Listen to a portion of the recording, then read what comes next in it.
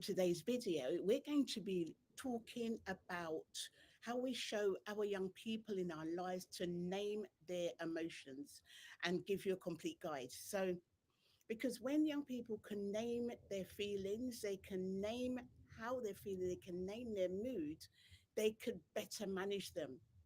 And we're going to explore practical ways that we can help our young people build emotional vocabulary, develop their emotional intelligence, and feel safe in expressing themselves. And in this way, because and we're going to understand why naming emotions reduces the meltdown downs, and how we model emotional intelligence, emotional awareness, and how we can make this fun. So I'm going to share with you what we use at Julian Campbell Foundation to help our young people to start identifying their moods and measuring their moods. And this is a JCF, Julian Campbell Foundation mood map. And as you can see here, we have the red and yellow at the top. These are high energy moods. And the low energy moods at the bottom in the blue and the green. And the high energy moods, we have the red side there, we have the red side there, which is high energy, low mood, so it's stress or anxiety. And then on this side, we've got the high energy yellow, which is when you've got lots of energy and you're feeling really positive, happy, thrilled, blessed. And these are both high energy moods.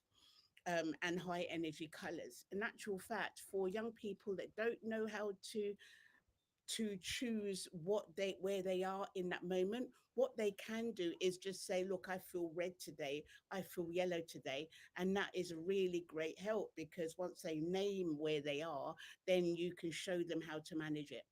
And then on the bottom side, we have the blue, and we have the green and the blue. So the green is a low energy, good mood, feeling kind and calm and still, chilled.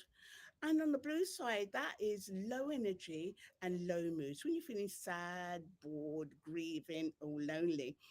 And with the mood map, the great thing about it is that when we use it with our young people, they can identify their mood and they can choose where they are in the mood map. So they might not have be able to choose their mood in that moment, but they can choose the color. And once they have the color, then you can support them in having them manage themselves to get out of that mood. So, what is the best thing to do? The best thing for us to do is to model this ourselves. When I say model it ourselves, that we look at it, we share it with the young person in our life, and we can say, well, this is where I am. So, at the moment, I can say that I am feeling quite calm. I am down in the green, so I am just underneath the yellow. So I wouldn't say I'm high energy, probably because it's so hot. I wouldn't say I'm high energy. I'm quite low energy and I'm feeling positive. So I'm on the green side. So then there's a choice. Do I want to stay on that green side, or do I want to, like, inch things up a bit and, like, have a little bit of higher energy? Or do I want to kind of move things onto the blue side? Because each quarter has its own advantages. So, because for you to be able to depict and identify that mood and then explain how you're feeling, then the young person in our lives learn from us.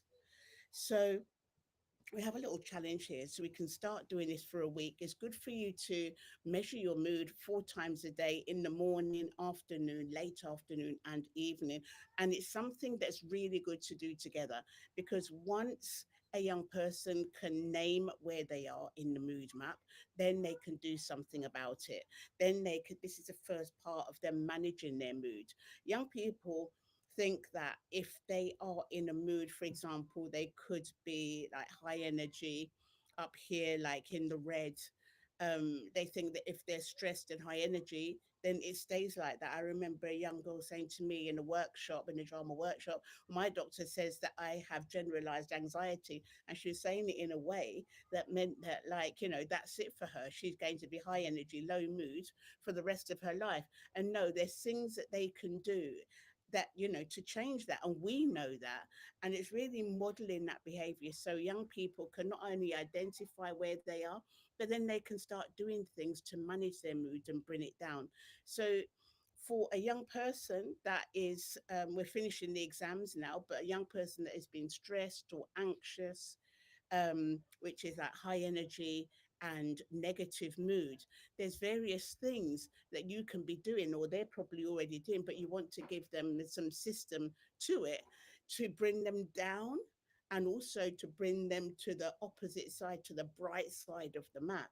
And they're just simple things like calling a friend, speaking with you, a family member, taking some exercise, going out for a walk, dancing, singing. All of these things will stimulate the positive neurotransmitters and hormones and have them go onto the positive side of the map. So today we've been talking about the mood map, the JCF mood map, because this gives you an indication of not only how you're feeling, but also like how to manage and change your mood, which is a beginning of emotional intelligence. It stops the shutdown and it starts an interaction with the young person. Because once you start interacting with them, they can start talking about where they are and the reason why they're feeling that way. Then you can start showing them ways of managing their mood and moving out of one mood state into the next. So what I'm going to do is drop a copy of the mood map after this video. Any questions, what we can do on the next video, please do let me know. And thank you for watching this video.